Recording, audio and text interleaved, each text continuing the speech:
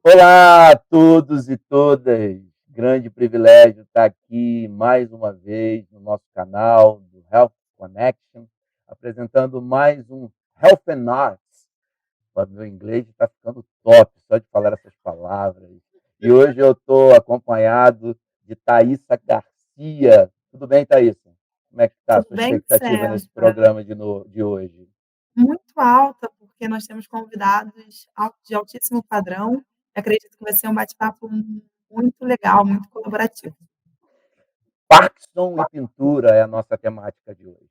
Então, a arte, além de ser uma expressão da criatividade, funciona como um recurso terapêutico, independente de outros tratamentos, auxiliando na manutenção da qualidade de vida dentro do quadro de uma doença. Essa é uma parte da definição que a Associação Brasil Parkinson usa em referência ao trabalho feito nas oficinas de pintura conduzido por nossa convidada Lucy Araújo. E para quem não sabe, a doença de Parkinson é um distúrbio neurológico do movimento. É progressivo e degenerativo. Ela incapacita a vida dos pacientes, tornando difícil ou impossível a realização de atividades diárias simples, como tomar banho ou até se vestir. Isso porque muitos dos sintomas da doença de Parkinson envolvem o controle motor e a capacidade de controlar seus músculos e movimentos. Mas é através da arte que os pacientes de Parkinson desenvolvem melhorias significativas e conseguem se expressar.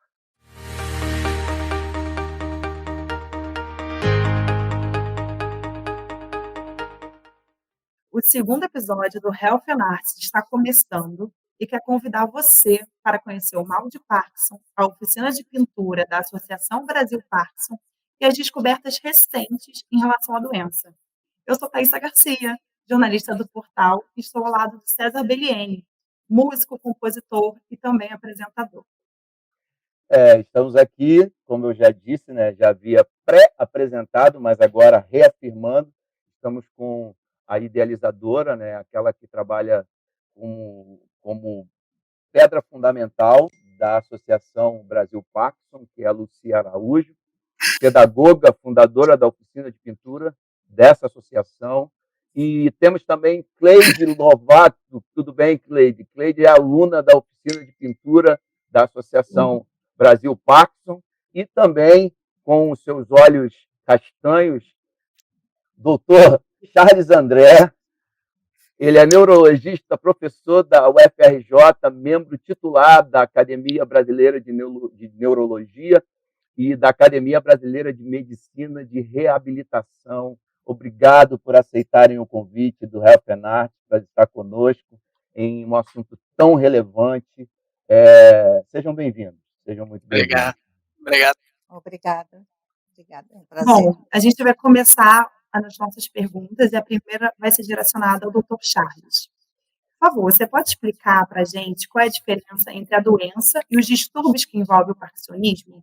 E, além disso, outra dúvida que temos é sobre os sintomas e como eles afetam o dia a dia do paciente. Você pode comentar, por favor? Claro, claro. Muito obrigado pelo convite, é uma honra estar aqui com vocês. Doença de Parkinson, como você mesma disse na introdução, Thaís, é uma doença específica, que tem essa natureza degenerativa, cuja causa final a gente ainda não conhece, mas é objeto de grandes estudos sobre os mecanismos de como ela se desenvolve. Ela é, talvez, a principal, a mais comum causa dessa síndrome motora que a gente chama de parkinsonismo, que é essa coisa de ter movimentos lentos, ter a possibilidade de um tremor, de uma rigidez, aumento de risco de quedas, que a gente chama então de parkinsonismo. Isso, entretanto, pode ter várias outras causas. Especificamente, a mais comum, além da doença de Parkinson, é o uso de remédios, de medicações. É uma lista que tem mais de 50 drogas e é difícil da gente sumariar aqui, mas que, enfim, isso exige uma avaliação muito correta e geralmente feita por um especialista, justamente para definir se tem agentes externos que estejam provocando aquela síndrome. Tem muitas outras causas, doenças vasculares, problemas da circulação do líquido dentro do cérebro, que a gente chama de líquor, eh, até infecções. Hoje em dia está se falando tanto do Covid, por exemplo, há uma discussão sobre se a encefalite relacionada ao Covid não pode deixar a pessoa com sintomas do tipo Parkinson. Então é uma coisa com muitas causas e exige, naturalmente, uma avaliação especializada para você chegar ao diagnóstico. Com relação à Uhum. segunda questão, se eu ainda puder obter esse tempo de vocês, Claro, por favor. você pergunta quais são as principais manifestações. A gente já falou Isso. aqui um pouco, né, a falta de movimento, a lentidão, tremor, rigidez, desequilíbrio. É muito característico quando a doença vai evoluindo, que uma hora o doente esteja melhor, outra hora seja pior, o efeito dos remédios não seja tão constante, tão positivo e variável, portanto, mas existe um conjunto grande de manifestações que a gente chama de não motoras. Então isso vai desde perda de olfato, alterações visoespaciais, que aliás é um grupo de alterações que pode ser mexido muito pela arte-terapia, especificamente pela pintura, Olha. manifestações autonômicas do tipo queda de pressão, prisão de ventre, alterações emocionais várias, ansiedade, depressão, psicose, alterações cognitivas, perda de memória, etc., do tipo que pode chegar a um quadro demencial, muitas outras, alterações várias do sono, etc. Então é muito pleomórfica e mostra como a doença, na verdade, não é de um sistema motor, é uma doença que afeta basicamente todo o cérebro de um modo progressivo. E pegando esse gancho, Charles, dessa questão do contraditório, né, das dificuldades, desse vários fragmentos, eu queria perguntar para você, Lucy, como é que a senhora teve contato com o Parkinson e como uniu essa questão da pintura no auxílio do tratamento da doença? Como foi isso? Para mim foi a minha mãe, dona Adelaide Araújo, que tinha Parkinson há muitos anos. A mamãe começou com Parkinson com 64 anos. Quer dizer, que nós ficamos sabendo porque os sintomas vinham acontecendo, mas na época ela não tinha tantos exames como hoje e os médicos não sabiam o que se tratava. Então, quem foi que tratou primeiro? Um psiquiatra, que tratou com remédio de remédios para dormir, para ela dormir melhor, para ela ficar mais calma. Aí ele sempre falava, aquele movimento da mão é o nervoso que ela tem. A sorte que meu pai conhecia um neurologista que era Dr. Marini, na época, e levou lá. Mas ele só de olhar para minha mãe, ele falou, a senhora está com Parkinson. E ele começou a tratar minha mãe com Artane. Talvez o doutor Charles lembre que talvez ele é um remédio muito antigo. E na época ela ficou melhor e começou a trabalhar em casa, porque era uma dona de casa que fazia todo o trabalho de casa. De momento, isso devia ser os anos 70, porque a mamãe é de 12, com 64 anos, exatamente, nos anos 70, e ela voltou tomando remédio e estabilizou.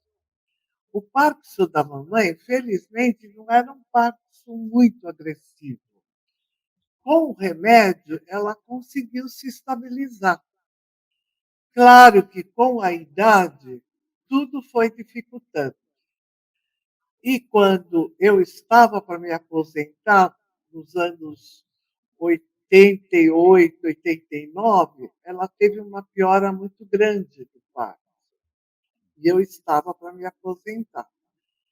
A mamãe era uma cozinheira habilidosa. A cozinha para ela já começou sendo difícil. Já tínhamos que colocar uma pessoa para ajudar na casa. E como eu estava me preparando para a aposentadoria, eu fiz um curso de arte, porque eu sempre tive vontade de pintar. E foi um curso muito bom que trabalhava com o lado direito do cérebro, onde eu tinha que trabalhar espontaneamente, onde eu fazia desenho cego. Então, tudo era para libertar. E eu trabalhando em banco, na área de treinamento de pessoal, onde eu era coordenadora, que eu tinha que dar retorno de tudo. Então, aquela dureza minha do banco, com a arte eu comecei a me soltar. E comecei a trabalhar com a mamãe e com guache. E, felizmente, foi uma grande descoberta em casa. Claro, ela gostava porque eu estava junto. Mas, como eu estava trabalhando, eu deixava tarefas para ela. E usei muito também a argila para ela fazer Que legal, movimento. que maravilhoso. E a mamãe era nordestina e ela fazia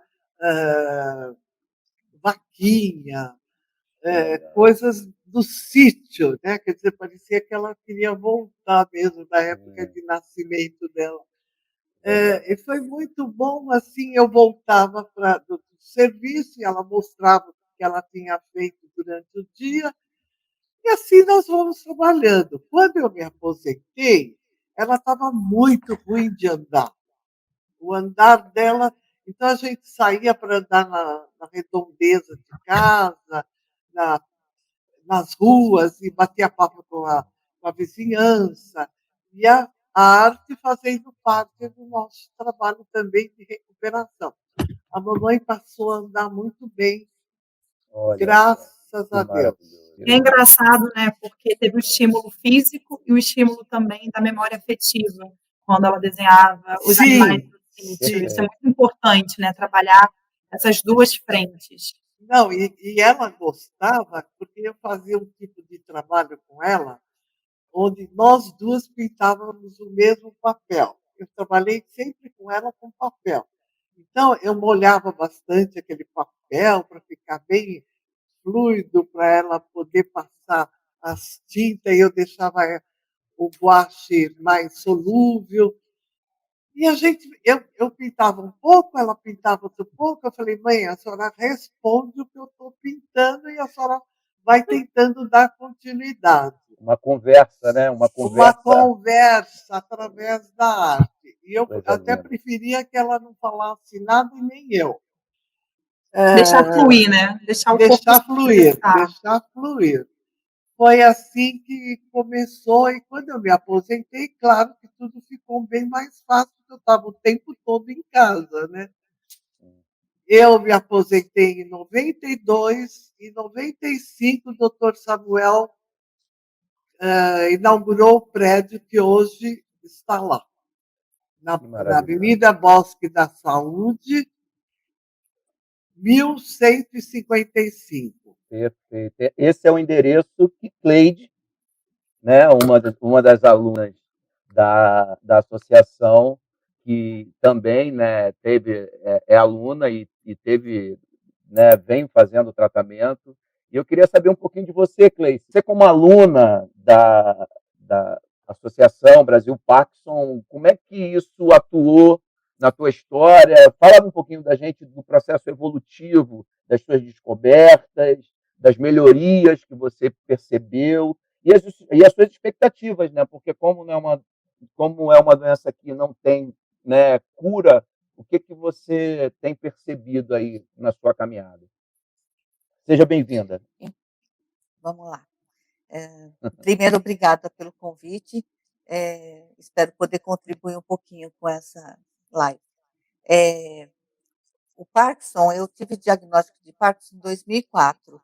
Eu já conhecia a Associação Brasil Parkinson porque eu sou professora também, como a Lucy, e eu trabalhava numa escola lá perto da Associação Brasil Parkinson. Então, eu conhecia, passava por ela, nunca tinha entrado. E em 2004 eu descobri, quando foi, acho que em 2005, 2007, por aí. Eu fui lá para conhecer. E como muitos dos meus amigos também com doença de Parkinson, levei um choque, porque você vê desde o que está nos estágios iniciais da doença até os que estão com a doença mais avançada. Eu fiquei muito chocada e não quis voltar, não queria voltar. Fiquei acho que uns 5 anos sem voltar para a associação, infelizmente, porque ela realmente não tem cura, mas ela tem como ser tratada. E quanto antes a gente começa o tratamento, menos os sintomas vão evoluindo. Quando eu voltei em 2010, a Aninha, que trabalhava na recepção da associação, falou assim para mim: não, porque na primeira vez ela me falou: quando você estiver preparada, você vai voltar. E foi, eu acho que eu estava realmente preparada. Quando eu voltei, ela falou assim: vamos tentar ver que atividades que a gente oferece que você goste de participar. Ela falou assim: vou te levar para conhecer a dança sênior. Eu estava com uns 48, 49 anos. Eu falei assim: lá vai ela me botar para dançar com os velhinhos. Eu não estou afim de dançar com os velhinhos. Mas eu fui. E eu sempre gostei muito de arte de modo geral. Seja arte plástica, música, dança, teatro, eu gosto de arte. E eu me encantei com a dança sênior. Eu gostei muito, falei assim: não, eu vou voltar, pode deixar que eu vou voltar. E a outra atividade que eu logo em seguida quis participar foi a oficina de artes, porque, embora eu goste muito de arte, eu nunca tinha feito um curso específico para pintura ou o que quer que seja. Eu só, o mais próximo de pintura que eu cheguei foi pintura em vidro jateado. A gente pintava, mandava jatear garrafas, pratos, o que fosse, pintávamos em cima. Isso foi o mais próximo que eu tive, mas há muito tempo atrás. Mas como eu gostava, eu falei: eu vou tentar. E na época nós tínhamos todas as nossas voluntárias do ateliê de arte são muito valorosas, mas duas especialmente me acolheram muito, que foi a Loli e a Jane. E eu comecei do jeito que a Lucy ensinava a todos os alunos. Começa no papel, desenha livremente, depois vai para o guache. E quando eu fui para a tela, eu me achei. Eu vi o resultado positivo. Então, isso mexeu muito com a minha autoestima, isso me fortaleceu no sentido de eu perceber que eu tinha como produzir alguma coisa que fosse agradável para mim e para outras pessoas. Já que eu tive que abrir mão do que eu planejei para depois de aposentada, porque eu me aposentei ainda na ativa, eu não me aposentei por saúde. E eu tinha todo um plano para continuar minha carreira como professora, mas na formação de educadores. E eu tive que adiar isso, ou interromper, né, na verdade. E a pintura, a oficina de artes me trouxeram outras expectativas e outras oportunidades. E eu sou muito grata a tudo isso que eu consegui na ABP. Que Nossa, maravilhoso. Cleide, muito legal, né, ouvir esse relato e sua evolução. A gente fica muito feliz. Agora, Luci, a oficina trabalha com pacientes que sofrem apenas da doença de Parkinson ou também com outros distúrbios que envolvem o parkinsonismo. E aí eu aproveito para emendar uma outra pergunta, né? Quais as principais evoluções que a senhora conseguiu observar durante esses 25 anos de oficina? Olha, todos aqueles que vão frequentar a oficina de arte são associados. Quem é associado é porque está tendo algum encaminhamento ou pelo próprio neurologista ou interesse próprio, como aconteceu com a Cleide. Ela mesma se interessou porque fazia parte do caminho para a escola que ela ia. Então, todo doente, quando ele chega na associação, eu acho isso também importante a gente ter em mente, é quando ele aceitou a doença. Porque até então, quando ele está negando a doença, ele não quer nem saber o endereço. não quer chegar lá. Existe a negação, né? Porque a Cleide, existe a negação. Porque como a Cleide viu, tem pacientes muito mais avançados. E assusta. Eu tenho esse depoimento de outras pessoas também, até da própria família, onde ele vê um doente piorado, ele fala, eu vou ficar igual. E não é. Parkinson é único. Cada um vai ter o seu caminho, vai ter o teu diagnóstico, vai ter a tua piora. A minha mãe piorou muito quando quebrou o fêmur. Perdeu a habilidade de andar, então aí tínhamos que fazer exercício, e a piora do Parkinson tomou conta. Então, a sorte que a gente tinha, além da fisioterapia, a gente criava muito atividades em casa onde ela se distraía. Agora, voltando para a oficina de arte, quando foi inaugurada, a minha mãe era uma das alunas minha. Nós éramos, o Dr. Samuel criou e conseguiu inaugurar o prédio e não tinha atividade nenhuma. Não apareceu. Por quê? Porque financeiramente ele não podia contratar ninguém. E quando ele fez uma reunião dos sócios mais antigos, eu era uma delas, ele fez a pergunta, gente, eu estou com um prédio aqui vazio, e é um prédio bonito, grande, como que vai ficar vazio? Cada um deu uma ideia, falando, vamos fazer um baile, vamos fazer um chá, e assim aconteceu, porque era primavera, fizemos um chá da primavera. Mas, durante essa reunião, eu falei para ele, eu pinto com a minha mãe em casa. Ele pegou o gancho. Ele falou, então vamos começar a pintar com outros aqui dentro. Foi tudo muito primário. Pegamos mesa que tinha lá, cadeiras, e eu levei o meu material para começar a pintar, que foi o guache. E, gente, começou a dar certo, até me assustei. Voltei para a escola. Voltei para a escola. Eu falei, meu Deus, está dando certo isso daqui, eu tenho que ter recursos mais. Voltei para a escola, e que foi bom que cresci mais na parte artística, também me interessei mais. E aí, daí para frente, eu criei outra oportunidade de ter até uma profissão, porque eu passei a ser mais séria mesmo no assunto. E uma das coisas que deu muito, empolgou, foi o jornal do bairro se interessou pelo trabalho.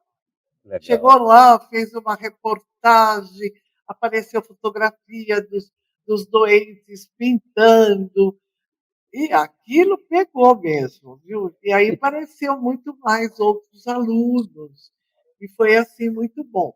Agora, a dança sênior e o coral apareceram depois, porque foi exatamente a oficina de arte que deu um pouco mais de sustentação. A dança foi o gancho que puxou a Cleide, né? É a dança que veio aí. Deixa eu lhe perguntar uma coisa que eu fiquei aqui curioso. Eu acho que vocês devem ter um acervo de material que vai sendo produzido dentro da associação. Como é que faz com isso? Vocês têm algum lugar, tem alguma boa ideia, lá, né, algum como é que se chama? Né, Não, eu digo o seguinte, que pode a pessoa expor uma exposição, por exemplo, de repente, provavelmente tenham pacientes que se destacam nessa atividade, né? Por exemplo, eu fiquei curioso de ver os quadros que você pintava com a sua mãe. Fiquei curioso de ver os animais que você falou que fez de barro. Fiquei curioso de ver os quadros da Cleide. Então, assim, será que tem uma exposição? Vocês costumam fazer isso? Sim, sim. Nós temos livros publicados lá na associação, porque tudo foi crescendo realmente na oficina de arte, o interesse pelos laboratórios, onde eles começaram a visitar a associação, querendo usar a arte como uma divulgação do remédio. O principal que foi lá foi exatamente a Roche.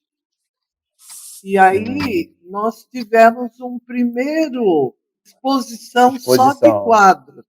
Por que aconteceu a exposição? Eu não podia mais exposição. Tudo foi crescendo. Apareceu, então, uma esposa de doente de Parkinson, pintava a óleo. E ela falou assim, por que não vamos pintar a óleo nem em tela? Então, aí entrou o óleo, eu já tinha feito também há muito tempo aula de pintura de óleo, e o doente de Parkinson ele tem mais facilidade de lidar com o óleo. A tinta óleo dá mais segurança para ele, entendi. Apesar que... É mais densa, né? Eu sou aquarelista e a Cleide deu muito bem com aquarela. A Cleide é uma aquarelista primorosa hoje. Ela pinta muito bem, eu gosto muito dos quadros dela. E claro que a gente foi diversificando. Entrou também a tinta de acrílica. Na verdade, o uso, né, com o exercício manual da pintura, né? Eu acho que isso deve ser um benefício para os pacientes de Parkinson. Então, eu até queria pegar esse gancho e direcionar ao Dr. Charles uma pergunta de como a arte, o exercício manual, né, a gente fala da pintura, pode falar da música, enfim, a arte é gigantesca, como que ela pode beneficiar os pacientes com Parkinson? Essa é uma área de grande estudo, porque assim, a arte-terapia está envolvida num grande grupo que a gente chama de terapias complementares, né, que vão desde as atividades que priorizam exercício, movimento, né, como yoga, dança, tai chi, etc. Atividades mentais, do tipo meditação, práticas manuais, do tipo massagem, acupuntura, e as buscas criativas, que é onde especificamente a pintura, por exemplo, e a arte-terapia estão envolvidos, mas também envolve canto, musicoterapia, teatro, etc. A arte, assim, mais especificamente, a única área onde eu sou capaz de falar alguma coisa, que é nessa parte de terapia, está envolvida nisso e tem, com certeza, ajuda em vários pontos de vista. A dúvida que se tem é se ajuda do ponto de vista do processo neurológico que está ali subjacente, aumentando as redes de comunicação internas do próprio cérebro.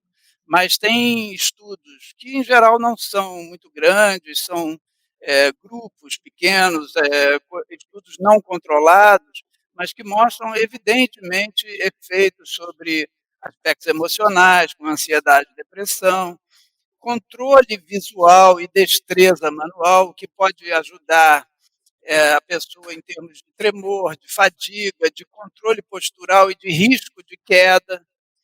E também, portanto, por extensão, na segurança que a pessoa tem, na autoconfiança, no autoconhecimento, de forma que ela melhore a sua visão de si mesmo na doença, melhore as suas atividades da vida diária e a qualidade de vida que ela tem, né?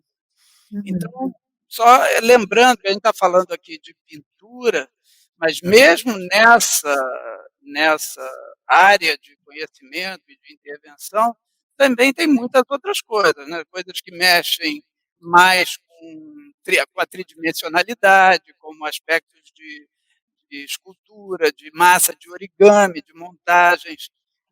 Tem aspectos que priorizam mais a capacidade de abstração, por exemplo, atividades de colagem, e tem também uma dimensão de grupo, de uma espécie de integração social que tem um valor muito grande para essas pessoas, e um dos exemplos de atividade que se faz nessa área é a construção coletiva de murais, em que você tem que fazer um planejamento, ouvir as ideias das outras pessoas, questionar, mas também ser receptivo, encorajar, dar suporte um ao outro, e desse planejamento resultar uma ação coletiva. Então, tem muita coisa na prática que isso aí pode beneficiar os pacientes. Coisa boa, coisa boa. Sim, sim. Aí o Dr. Charles me fez lembrar. Nós temos painéis que decoram a frente da associação. Primeiro eu queria comemorar os 10 anos de oficina de arte com uma obra coletiva. Mas eu não tinha ideia o quê, como. Andando na rua Oscar Freire, mas lá na parte perto da Teodoro, eu vi que existia um painel muito grande de crianças portadoras de problema de coração. Eu parei lá e fiquei olhando, eu falei, meu Deus, que coisa linda, está aqui a minha solução. E fui atrás, quem foi que fez, como é que fizeram. E, felizmente, era uma oficina aberta. Ah, você quer aprender? Vem aqui. Fui eu e mais outra voluntária, aprendemos a técnica de pintar azulejos. Gente, mas essa turma pintou tanto azulejo, nós fizemos um painel muito bonito, e a queima foi feita nessa oficina. Nós tivemos a ajuda de também a pessoa que ia fixar esse painel, foi indicado por eles. E nós fizemos uma inauguração com banda da Polícia Militar. Uau. E todos os doentes participaram. Agora, quando foi que eles viram aquele azulejo queimado, gente, a alegria deles, é claro que eu fiz tudo uma espera, eles coloquei dentro da oficina, eles foram olhar, eles não acreditavam, porque muda a cor, fica viva a cor fica linda, é linda até hoje, quer dizer, hoje já passaram 15 anos. E depois disso nós fizemos outros painéis, acompanhando toda essa ideia de todos trabalharem juntos. Então, essa parte social, lá na oficina, na oficina e na associação como um todo, é muito forte. É muito forte. Eles têm, assim, muita amizade, eles se encontram fora da associação, fazem pizza, fazem encontros. Então, essa parte assim social prolonga fora da associação. A Cleide pode dar mais depoimentos sobre isso. Isso, eu até queria perguntar para ela, né, para além da questão social, Cleide, o que a senhora poderia comentar que acha que a arte influenciou na autoestima? Eu sei que a senhora já comentou, mas o que mais? Assim, como que ela empoderou no dia a dia, na autoestima quanto mulher, na autoestima quanto mãe, e como que foi essa melhora, né, essa evolução para a senhora? Eu falei para vocês, quando eu comecei a frequentar a oficina de artes, tinha 2 voluntárias que me adotaram. E elas me estimulavam muito, porque eu não sabia, nunca tinha tido aula de pintura a óleo. Então, a Lucy vai dando umas dicas e você vai experimentando. E elas iam me encorajando muito. E realmente, eu não estava no estágio de criar, mas eu pegava uma imagem que eu queria reproduzir e eu fazia muito bem. O meu primeiro quadro está na casa do meu irmão na Inglaterra. A Lucy, Olha! os alunos dela estão alados. E depois disso, eu comecei a experimentar a aquarela também, por incentivo da Lucy. E a oficina é um lugar, imagina um lugar que um monte de amigos se reúnem para fazer coisas gostosas. Não tem nada de chato, só tem coisa gostosa. Então todo mundo está de bem com a vida lá, né?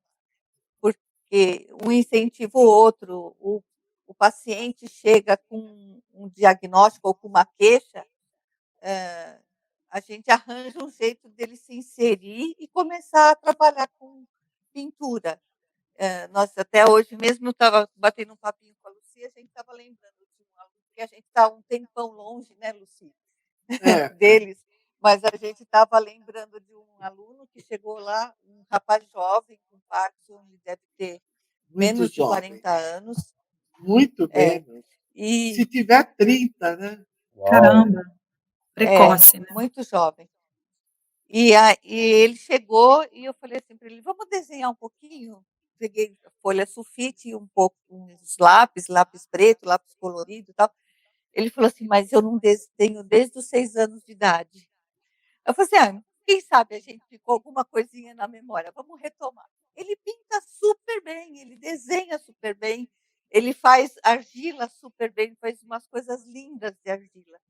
Então, só da pessoa se redescobrir nesse sentido, coisas que a gente deixou guardada para priorizar outras necessidades da vida. Então, eu sempre posterguei estudar pintura, embora eu adorasse, porque tinha outros afazeres, tinha a minha carreira profissional, tinha meus filhos, minha família.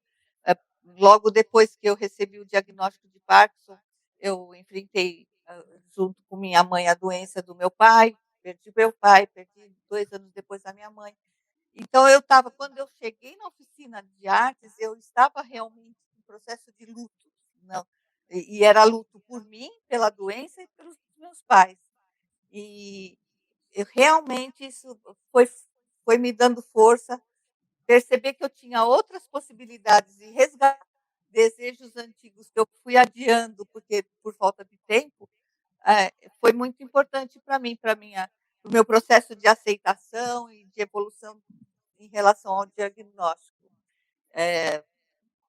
Que é um dos fatores que faz com que o meu Parkinson seja mais lento que eu, porque o Parkinson deixa a gente lenta. Só que eu estou com 16 anos de diagnóstico. Lógico que eu tenho Parkinson mais tempo do que isso, porque eu não sabia, a maioria das pessoas não sabem, que um dos primeiros sintomas não motores é a perda do olfato. E eu já não conseguia Anosmia, sentir né, doutor? os odores. Há muitos anos, e eu nunca soube disso. Fui Olha saber lá só. na Associação Brasil Parkinson. Então, o avanço do meu Parkinson, ele é lento, também por causa disso, porque eu tive o apoio, lógico que não fiquei só na oficina e no coral, né? Não. E na dança sênior, vai para fisioterapia, vai para fono, vai para nutricionista, tudo que você tiver que buscar tem que ir atrás, porque ele não espera. É interessante porque é bem empírico, né? Você não tem uma coisa. A sensação que eu tenho é que não é sistematizado. E a gente já está chegando. Olha só como é que são as coisas. Né? O papo é bom, as pessoas são legais e a gente já está chegando ao fim do nosso tempo aqui. E eu queria. A sensação que eu tenho é que tudo gira em torno do afeto. Você vê, o início da história foi o seu afeto da Lucy com a mãe. Depois a Cleide foi lá, mas ainda estava no negacionismo, mas depois o afeto foi o objeto catalisador. Então, eu acho que existem realidades que são do campo individual, é mais individualizado.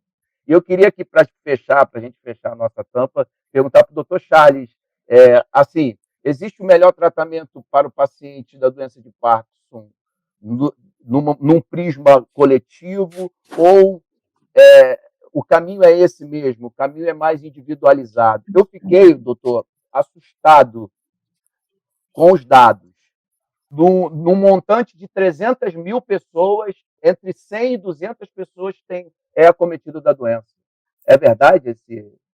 Posso te dizer que no Brasil deve ter mais de 500 mil pacientes, mais de 500 mil indivíduos com doença de Parkinson. Nos Estados Unidos se calcula hoje 1 milhão aproximadamente. Então, por comparação e pela média populacional de idade que a gente tem aqui, provavelmente em torno de 500.000, um pouco mais. Olha isso. Então, é pior do que eu estava. Os meus dados ainda estavam assim, superficiais. Né? Isso, assim, para a gente poder fechar aqui o pacote, se na sua experiência você percebe que algo já tem algo mais sistematizado ou não, é estritamente individual, você, não, cada caso é um caso, cada realidade, porque assim, quando o afeto é envolvido, e aqui eu gosto sempre de frisar que afeto vem da capacidade da gente afetar o outro, e eu acho que a medicina tem essa riqueza, né? Numa perspectiva científica, afetar o outro. Então, na tua experiência, está mais sistemático ou está mais individualizado? Para onde você pendularia aí? Acho que o equilíbrio, né? Primeiro, eu queria complementar essa bela frase que você falou, dizendo que a origem da palavra paciente é a mesma da palavra paixão, que Uau. quer dizer a capacidade de ser transformado através de algo. Então, é esse o papel do médico, uma interação humana, né, emocional, em primeiro lugar, coisa que às vezes a gente não vê na prática acontecer por vários constrangimentos de tempo, questões financeiras ou até estilo pessoal. E nisso a faculdade de medicina não é um grande instrutor sobre as nossas capacidades de empatia e o que a gente deve ser para um paciente realmente. A resposta para isso é a seguinte: primeiro, um diagnóstico preciso, e que é importante lembrar que nem sempre é possível num primeiro momento. Às vezes você depende de um certo tempo de evolução e de acompanhamento para conseguir fechar um diagnóstico. E nem tudo que treme é Parkinson, nem todo Parkinson treme, e aí são variações enormes. Mas considerando, em geral, pacientes que não tenham algum tipo de restrição, alergias importantes, ou não sofram efeitos colaterais graves demais das medicações que a gente usa, existe uma certa linha de tratamento farmacológico que essencialmente é um pouco escalonada, porque ela vai atender especificamente a situação funcional em que aquela pessoa se encontra. Então, você tende a não entrar com uma metralhadora numa coisa que você poderia resolver raspando a unha. E assim você vai modulando. Então, esse tratamento inclui, além dessas terapias complementares, que atendem a um conjunto de necessidades muito mal atendidas hoje pelas nossas intervenções clássicas, essas alterações comportamentais, emocionais, os déficits sociais, de qualidade de vida, de autoestima, isso tudo é muito mal atendido por essa medicina tradicional. Mas, além desses aspectos que a gente tem que reforçar aqui, existem medidas que a gente chama farmacológicas, né, que é uma série de tratamentos que essencialmente repõem neurotransmissores que estejam deficientes, e aí são os responsáveis principais por essas alterações motoras, mas também em termos de remédios, outras alterações. Se você tem muita ansiedade, depressão, distúrbios cognitivos, distúrbios do sono, que são muito importantes, insônia, um tipo especial de pesadelo que é muito difícil de, de se conviver, em que a pessoa se debate fortemente, ela vive sonhos de uma forma dramática. Para tudo isso existem tratamentos farmacológicos. E, ao lado, novamente, das terapias complementares, existe essa multidisciplinaridade que você vai individualizando. Como foi dito aqui, fisioterapia, nem todo mundo, mas para várias pessoas, na medida em que a coisa progride, sim. Adaptações da própria casa e dos ambientes com terapia ocupacional. Foi mencionado, por exemplo, que pintura a óleo às vezes é mais fácil do que aquarela. Por quê? Porque a habilidade fina, principalmente com pequenos objetos, pode estar mais comprometida do que se você bota coisas mais gordinhas na mão da pessoa. Então, isso tudo vai sendo avaliado, fonoaudiologia, como foi mencionado, nutrição, o parkinsoniano perde muito peso quando está mal controlado, terapia ocupacional, psicoterapia, suporte social. Então, tudo isso você vai obviamente, e aqui é mais uma oportunidade da gente tentar lembrar que nós temos um SUS, um sistema universal de saúde que está sob grande ataque nesse momento no país e que tem que ser muito valorizado, porque é nele que a maioria das pessoas de uma população que paga seus impostos deveria obter todo esse tipo de recurso. É mais fácil para uma pessoa com mais recursos, mas deveria tudo isso ser Com oferecido certeza. com certa individualização para esse grupo grande de pessoas. Então, a resposta é: existe uma linha geral que vai adaptando à medida em que dificuldades funcionais vão surgindo, eventualmente progredindo, e existe a individualização justamente em função de quem é esse paciente, quais são as suas necessidades. Agora, doutor, Isso no âmbito mundial, né? Claro, não se faz muito diferente. A dificuldade maior que tem aqui no Brasil, primeiro, é esse acesso às coisas que seriam importantes, né? Acesso a medicações gratuitas, acesso a medicações que não são autorizadas e não são liberadas para uso no Brasil e que hoje são disponíveis em vários países, e acesso a essa multidisciplinaridade que é tão importante. Esse é que é o ponto principal, mas não há como dizer que um brasileiro com doença de Parkinson deva ser tratado diferente de um indiano ou de uma pessoa de Botswana. e que bom que o senhor comentou isso, que essa era a nossa última pergunta, né? Eu até ia brincar que o senhor pincelou sobre os desafios brasileiros, mas a gente queria saber de fato, né, quais eles são para as pessoas que têm Parkinson e não têm, de repente, uma condição financeira boa, não têm um suporte, né? Aí o senhor comentou do SUS. Então, a gente queria entender quais são esses desafios, quais são a nossa perspectiva de futuro, a gente pode ser otimista. Qual é a sua opinião, doutor Charles? Acho que alguém disse que prever é muito difícil, principalmente sobre o futuro, né? Se você quer falar sobre o futuro. Mas o que eu acentuaria é que o brasileiro, que às vezes é muito criticado no seu comportamento geral, pode se surpreender com coisas maravilhosas como essa que a gente está aqui ouvindo, né? Um recurso gratuito para pessoas que se mobilizem para receber o melhor e pessoas que dedicam suas vidas a esse cuidado ao ser humano, aos seus próximos, né? Então, existe muita coisa dentro da comunidade que pode ser obtida, né? Agora, os desafios são muito grandes num país que tem dificuldade de determinar prioridades, né, e que sistematicamente desrespeita a Constituição, que fala em saúde obrigatoriamente gratuita para todos, né? Isso vai impondo dificuldades que talvez não fossem necessárias, né? Então, isso é a evolução da sociedade, né? Eu queria também aqui lembrar para vocês, vocês que estão assistindo a gente,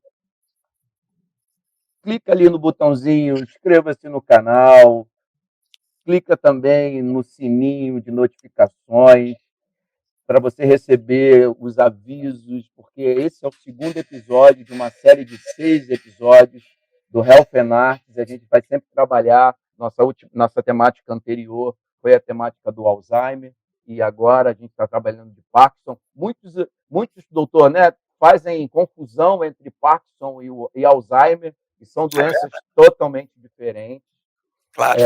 E eu queria trazer um dado aqui, jornalístico, né? Muitas pessoas não sabem que o grande Salvador Dalí, o pintor espanhol, tinha doença de Parkinson, né? Um estudo usou uma técnica matemática conhecida como análise fractal para detectar os sinais de neurodegeneração nos trabalhos do artista. Olha só. E aí as dúvidas surgem, né? Como funcionavam essas análises? Na verdade, eles identificaram padrões de mudança entre os artistas que sofreram alguma degeneração neurológica e os que não tiveram. Então, essas alterações no cérebro podem ser detectadas por mudanças mínimas nas pinceladas dos artistas, como foi o caso do Salvador Dalí, que a gente não precisa nem falar, né? Um grande, conhecidíssimo pintor e que marca até hoje, é conhecido por todo mundo de todas as gerações. As obras do pintor espanhol Salvador Dalí, que foi diagnosticado com Parkinson, são conhecidas ao redor do mundo. Sua marca nítida une composições insólitas e desconexas. Dentre os quadros mais famosos estão A Persistência da Memória e Sonho Causado pelo Voo de uma Abelha ao Redor de uma Romã, um segundo antes de acordar. Os nomes das pinturas pressupõem obras incomuns, características observadas na arte do surrealismo, uma expressão artística que surgiu em Paris no ano de 1920. O movimento enfatiza o papel do inconsciente na atividade criativa. Salvador Dalí é considerado o mestre do surrealismo e um dos pintores mais conhecidos mundialmente. Eu quero abrir agora para vocês se despedirem e agradecer mais uma vez a participação de todos. Bom, é um prazer, foi um enorme prazer conhecer pessoas dedicadas aí ao cuidado, ao amparo, né, do seu próximo. Eu sei que tem muitas iniciativas semelhantes pelo Brasil, mas quantas mais eu vier a conhecer, mais eu ficarei feliz por ser uma parte aí dessa humanidade meio perdida. Obrigado. Eu agradeço o convite, a oportunidade de falar sobre a oficina de arte Adelaide de Araújo. Eu fico contente de divulgar o trabalho da oficina de arte, como também, principalmente, da Associação Brasil Parkinson. E peço para que as pessoas que tenham essa dificuldade com a doença de Parkinson, que visitem a associação. Nós estamos reiniciando as atividades com muito cuidado. A oficina de arte ainda não iniciou, mas a parte de fisioterapia, sim. Então, nós estamos disponíveis e o nosso site é muito bem preparado, vocês devem ter visitado, e eu espero visitas. Doutor Charles, por favor. Assim que tiver aí, vai. Cleide, muito obrigado, Cleide, por ter aberto seu coração, porque eu sei que nem todos têm às vezes as pessoas querem se resguardar e a necessidade de apresentar uma visão de quem está vivenciando a doença é importantíssima. Então, a tua coragem de vir aqui, de se posicionar, diga aí o seu salve, o seu tchau. Muito obrigado pela tua presença, viu? Deixar um recadinho para os meus amigos também, pessoas com Parkinson. Eu levei mais de 5 anos para passar da fase do luto para a fase de aceitação e começar a cuidar da minha saúde no sentido da doença retardar o seu avanço o quanto eu conseguisse, né? E nesse sentido, eu queria dizer para os meus amigos, pessoas com Parkinson como eu, que fundamental para as famílias deles, porque a família é fundamental na detenção do progresso da doença e na qualidade de vida da pessoa com Parkinson. Então, eu tive apoio do meu marido, dos meus filhos, dos meus pais, enquanto eles estavam comigo, embora eu tenha levado os planos para dar notícia para eles do que eu tinha de fato. Então, não se escondam, fiquem em casa, saiam para a vida, porque a gente está com o inglês do lado, mas a gente pode viver muito ainda e fazer muitas coisas e descobrir outras tantas que a gente não se achava capaz de fazer. E vamos nos inserir na sociedade, busque informação sobre a doença, não se cale, a informação é o melhor remédio. E para quem está pertinho, a Associação Brasil Parkinson está sempre de braços abertos, esperando quem precisar do apoio da associação. Tá bom? Muito obrigada pela oportunidade de participar. Aproveitando esse gancho, eu quero lembrar a todos vocês que o Health and Arts vai ao ar sempre na terceira quinta-feira do mês. Para conferir o primeiro episódio, que foi sobre cinema e Alzheimer, e os próximos, além dos nossos conteúdos exclusivos, inscreva-se no nosso canal. Agradeço muito a participação de todos vocês, desejo sorte na caminhada, e eu deixo aqui um beijo e até um breve para todos.